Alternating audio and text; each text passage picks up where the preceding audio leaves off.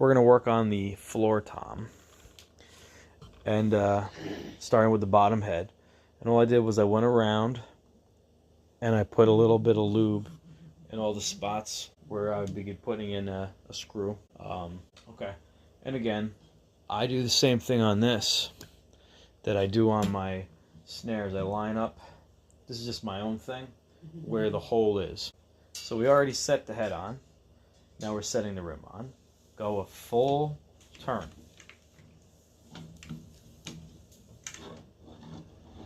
Line it back up. One thing I want to mention real quick is this. It's a product from Drum Dial, and I call it like seating wax. It's got a different name, edge conditioner. Okay. It's like chapstick, but for drums. Put it on the edge and go one motion all around. You just need to go once. You can go twice if you want, but it doesn't benefit you. I'm going on the edge, not on the inside, on the edge. Do that to both sides, one at a time. Okay, where were we? So now I got it. Spin it around. It moves a lot better. Okay. It's pretty good. Alright, and then we're just going to put our lugs in and start tuning. I might have mentioned this before, but just to make it easier, I put everything in a plastic bag and I label it. So when you're looking for what size lugs you had and where they went to, it's easy to find. For me, there's no right or wrong way to do this, other than just your hand tightening it to start it. I always put 2 in to hold the drum head. Let's just start going around. That's good. Yeah, start it and go. Okay, we'll come back to this when I get all of them in. I'm just hand tightening them. So now that I've got these hand tightened, I go back and they're good. Now you can flip the drum over and do the other side and then start the tuning. For both sides, we're going to use the Drum Dial. Now these drums are in good condition. I'm just doing this for the sake of argument. And I think I do see improvement when I start using it. Spin it around, get it to go. There you go. Line it up. If you want to go again with the rim, I don't mind. There you go. We got a little ahead of ourselves. We didn't put the white lithium in, so I'm just going to backtrack a quick sec. So in this case, I took the head right off with the rim and I turned it over. Oh. Put a little lithium in there. Just going to flip it back over. Just move it around a little bit. It's good. Get a kind of idea for it. Line up my rim and just finger tighten them like before. Alright, moving right along. Now we're done with the 14. We're on the 12. And again, I'm just going to do this across all the drums. Go to the automotive section of Walmart and you get this. Got our brand new bottom head. We've already put the stuff on the rim. Did that. Okay, so now we're going to seat it once. Just a thought.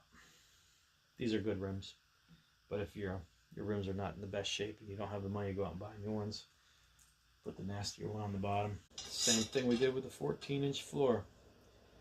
Start it and just turn it by finger. I'm going to lift this drum up and turn it a little bit so I can get both going. Working in twos I find is a lot faster. Right now I only have the bottom head on, so I'm not going to turn the drum hard on its bearing edge. So that's why. Okay, repeat the process for the top. Alright, 1 snare and 2 toms down. Last to go. Doing good. Alright, just lithiumed my plugs. Doing my wax job here. Making sure to try to stay around the top of that rim. Do that. So.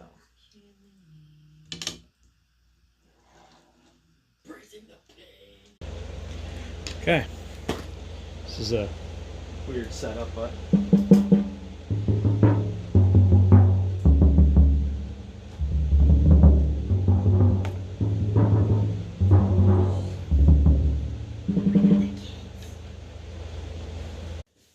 just a little reminder, these were the heads that we started with. They are the Yamaha.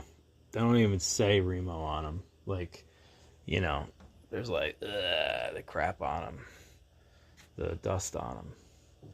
So that's what we started with. And it's crimped on heads. When I'm talking about crimped on heads, there's no glue, okay?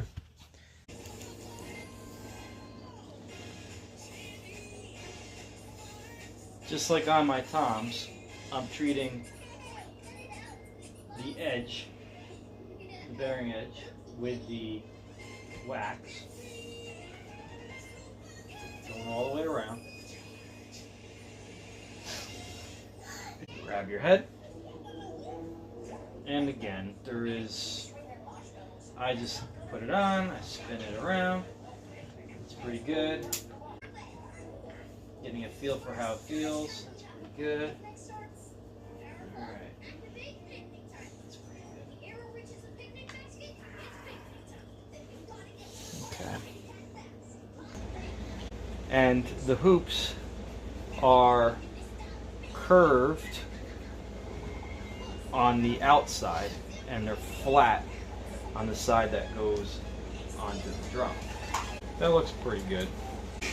Looks like you want lithium. Uranium? What? White lithium grease. Remember to put that on all the spots. So quick aside, we're going to pull this off, turn it over. Okay. And again, just hit all your spots with just a tiny little bit. That's just to lube it up. Get any so that they move freely.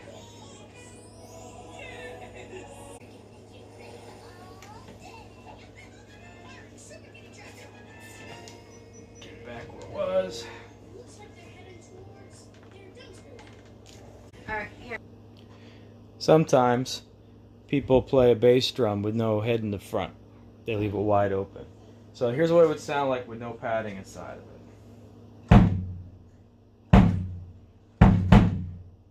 Now, in that scenario, you might put a blanket or some kind of padding inside of it.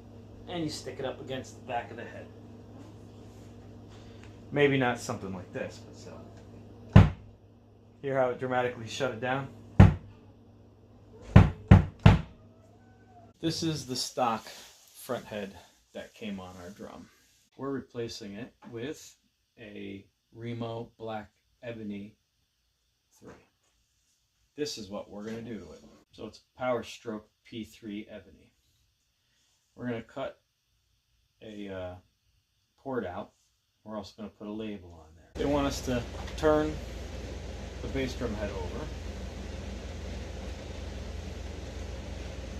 And then they want us to put the ring where we want it.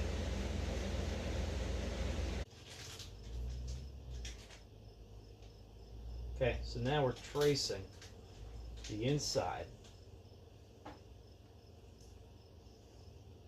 with a marker. Okay, now they're going to have you cut just about the outside of where you did. So this is where good lighting comes in. Now,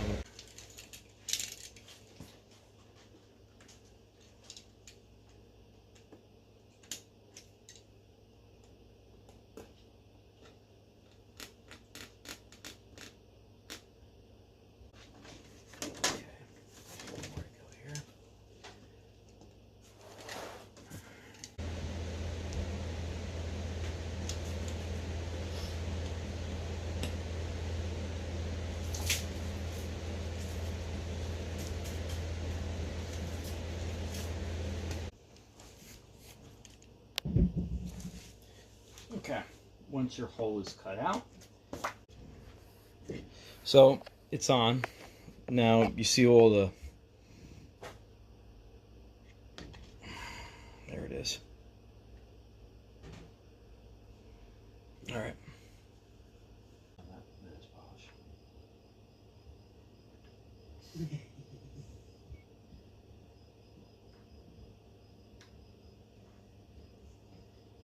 Crucial step.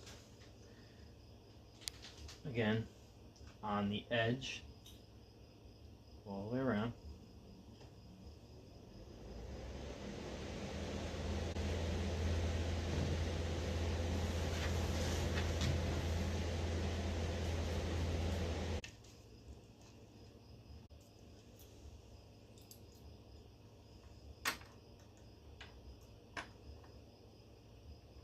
Push down.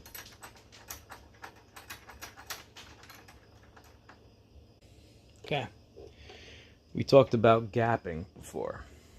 These are the same. Nothing, I've changed nothing. It fits so much better.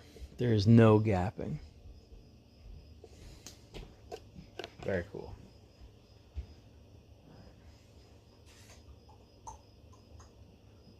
Okay, now we tune her. Okay, we took the backing off. It's now or never.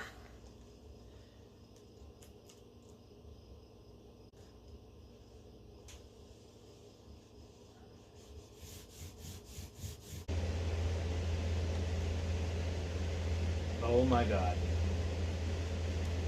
Oh my gosh. I've never done this before. Go nice and slow.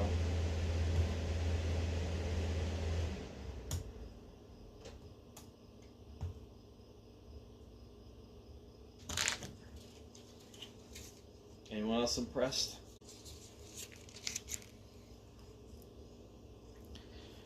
What do you think? The two whites match. The Remo white's a little off, but that's okay. Because it's really showing that the Yamaha and the O-ring are